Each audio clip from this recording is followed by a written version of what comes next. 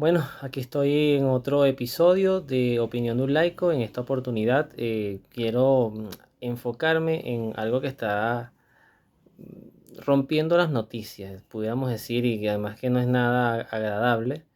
Es el caso de Jeffrey Epstein y toda esta situación de red de trata de personas, pedofilia, que además involucra a personalidades importantes de la farándula, del magazine, del quehacer político y económico del mundo. Y es un poco lo que también la película Sound of Freedom del productor y actor pues, mexicano Eduardo Verástegui ha querido abordar como una denuncia que, bueno, todo explota a su tiempo. Sobre este tema no me quiero enfocar tanto en el caso, porque primero es un caso que está reciente saliendo a la luz. Empiezan a circular nombres de personas importantes, científicos, actores, políticos, inclusive eh, tristemente se ha querido involucrar al Papa Juan Pablo II, a San Juan Pablo II, pero además el mismo documento lo aclara y dice que, bueno, que fue que este hombre, Jeffrey Epstein, se tomó una foto con él en una oportunidad y aparece una foto y él la tenía puesta en su casa. Yo creo que cualquier persona eh, que se haya tomado una foto con Juan Pablo II, pues querrá tener inmortalizado ese recuerdo, pero insisto, no es el punto, no es el punto ponerme a juzgar quiénes estuvieron y quiénes no estuvieron. Insisto, hay nombres de personas realmente importantes del mundo de la farándula, del entretenimiento. Pero sí quiero hacer una comparación, el caso de Einstein, con lo que es lo que Santo Tomás de Aquino hablaba del juicio final. Hay un juicio individual y un juicio final. Y sobre todo me quiero enfocar en esos minutos previos cuando se estaba diciendo que iba a publicarse la lista de muchas personas que estaban involucrados con esta suerte de isla que tenía este señor, donde brindaba, bueno, como lo han dicho testigos y personas que han seguido el caso, nosotros los que somos consumidores de noticias, los que han seguido el caso, pues hay personas que dicen pues haber sido abusadas sexualmente ahí, especialmente una red de pedofilia y verdaderamente terrible, ¿no? Condenable desde todo punto de vista. Este señor además falleció, yo estaba leyendo, y falleció en el año 2019. Por lo tanto, también estamos hablando de un alma que ya no está en este plano existencial y que ya todo queda ante esos elementos de los cuales yo también hablo mucho en otras prédicas que he tenido, en otras formas que trato de usar de evangelización, que es ese Dios que tiene el atributo de la verdad, que es un Dios de verdad, que es un Dios de justicia y es un Dios de misericordia. Y esos tres cosas para mí, y en ese orden, capaz estoy equivocado, pero en ese orden es cuando uno se enfrenta ante el juicio final. Primero uno ve su verdad, segundo uno se enfrenta a la justicia en torno a esa verdad y tercero pues aparece la misericordia que tendrá muchos atributos de la figura de Jesucristo y a la vez pues de todos los elementos de arrepentimiento que nosotros podamos presentar ante Dios. En esos minutos previos a que todo se iba a saber y que todo se va descubriendo, va saliendo a la luz pues muchas cosas y no me extrañaría, ojalá me equivoque, que en algunos casos que el escándalo sea algo verdaderamente insoportable, pues puede haber una noticia de algún suicidio o algo, porque, insisto, es exponerte, son personas que viven de la opinión pública. Parto de allí, pues un actor eh, recibe contrataciones para futuras películas si la percepción del público, la crítica, tiene opiniones muy favorables en torno a él. En el caso de los políticos, pues igual, un político que quede totalmente desacreditado desde el punto de vista moral, pues difícilmente va a tener votos de las personas en sistemas democráticos. Entonces, esos minutos previos de qué se va a saber de mí, yo creo que es un ejercicio que todos nosotros deberíamos hacernos. Quizás no todos, y esperemos que así sea, estaremos involucrados en escándalos de este tipo, pero escándalos en general hacia donde quiero dirigir la reflexión, escándalos en general todos tenemos, ¿sí? Eso no justifica los escándalos, pero todos tenemos escándalos.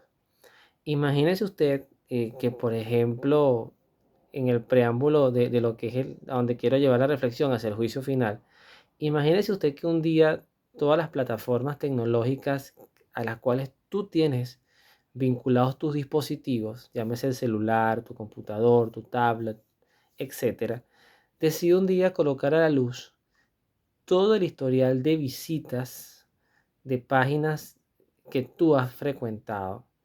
Además, publicar todos los chats que tú has tenido a lo largo de tu vida con todas las personas, todas sin excepción, sin omitir un punto o una coma. Detalles de conversaciones con doble sentido, pornografía, corrupción, robos, cualquier cosa. ¿Ok? Eso, sin duda, te generaría ansiedad y no dudo, y debería ser así, una cuota de vergüenza importante, porque lo que nosotros sentimos privado, nuestro, personal, es lo que realmente somos. Hay una canción del cantante cristiano no católico en su momento. Yo no sé si él estaba un poco apartado del el quehacer de tarimas, y además tuvo una vez una controvertida declaración donde él decía que los cristianos católicos no eran idólatras. Él explicaba por qué con el tema de las imágenes, que es Jesús Adrián Romero. Él tiene una canción que dice algo así como: cuando nadie me ve en la intimidad, donde no puedo hablar más que la verdad, donde no hay apariencias, allí es lo que yo realmente soy, es lo que yo realmente es mi vida, es lo que yo realmente puedo definir o puede definirme como mi personalidad integral. Nosotros, desde que abrimos la puerta de nuestras casas o nos levantamos en la mañana y socializamos, ya podemos montarnos en personajes, en el papá, el esposo, el vecino, el jefe, el trabajador, el portero, el que sea. Usted se monta en sus personajes, pero en la intimidad, cuando estás solo con tus imágenes, con tu teléfono, con tus contactos, cuando tú sientes que no te está observando nadie, ahí realmente eres tú. Y ese tú es el que a la par va a ir al juicio final. Al juicio individual, que es el que va a definir nuestra eternidad, eternamente cielo, eternamente infierno, o temporalmente, pero también con una durabilidad que puede ser amplia, purgatorio. Esos son tres dogmas de fe y tres verdades inseparables de nuestra existencia. Crea usted o no crea usted en eso, eso es así, porque además así mismo lo definió Jesús. Y esa verdad que eres tú en tu soledad, en tu intimidad, Jesús también la predicaba. Jesús, cuando por ejemplo nos invitaba a orar, él decía: enciérrate en tu pieza, en tu cuarto, y habla a solas con tu Padre. Y tu Padre, que ve en lo secreto, te escuchará, te recompensará. A la par, también cuando por ejemplo Jesús fue a encontrarse con Natanael, que luego es el apóstol, creo que es Bartolomé. Siempre digo, cuando digo creo, por favor perdónenme las imprecisiones, pero Natanael creo que luego es Bartolomé, que este hombre dice: veo que eres realmente un profeta. ¿Por qué? Porque previamente Jesús le había dicho que cuando lo había visto debajo de la higuera orando, ya sabía quién era, lo había escuchado. Entonces este se sorprende y dice: realmente eres un profeta. Lo cual deja muy claro que no hay un espacio en nuestras vidas que Dios no sepa lo que somos, que Dios no vea lo que hacemos, aunque lo hagamos en la oscuridad y en el silencio, todo va a ser revelado. Y de eso hablaba Santo Tomás de Aquino en el juicio final. Hay un obispo, no me sé ni el nombre, les puedo decir, siempre digo mi edad para hacer una secuencia del momento que hago estas grabaciones. Ahorita tengo 42 años. Eh, Hay un obispo que yo escucharía hace 20, 25 años. Cuidado si no me estoy quedando corto. Un obispo brasilero que lo pasaban en el canal EWTN. No sé si este canal tenga tanta antigüedad, por eso soy muy impreciso en la fecha de cuando lo escuché, pero sí tengo muy, muy vivo en mi mente su imagen, un obispo, y sé que era brasilero, aunque lo hablaban en portugués, pero lo hablaban en español, Y él hablaba del juicio final. Y a mí una de las cosas que me impactó, y de verdad sé que me impactó, yo era un niño además, era que él decía que en el juicio final todos nuestros actos, todos nuestros pensamientos iban a ser de dominio público. Cuando yo escuché eso, de verdad, yo me timbré, como dice uno aquí en Venezuela, yo me timbré, pues dije, ya va, eso es delicado. Es delicado porque todos tenemos en nuestra vida cosas de que avergonzarnos. ¿Cómo evitar esto? ¿Cómo evitar que esto sea tan público?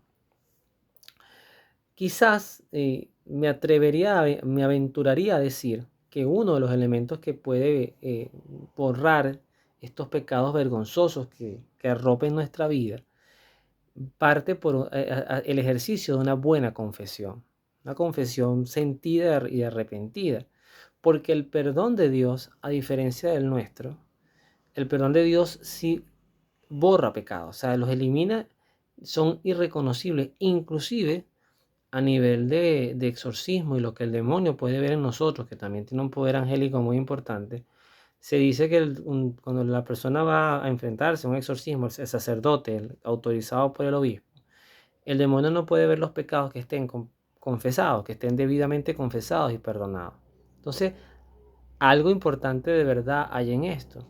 No podrá salir a la luz aquello que ya fue debidamente perdonado por Dios. Pero debemos no perder de vista este ejemplo y mirarnos en ese espejo. Siempre va a ser algo repudiable. Y eso es lo que genera el poder en el mundo. Personas que tienen todo el dinero del mundo, personas que tienen todo el estatus para poder hacer lo que les dé la regalada gana en privacidad, en secreto, pero forman parte de actividades escandalosas que además financian lo que se conoce, porque este hombre fue condenado por esto, una trata de personas, de niños para actividades sexuales.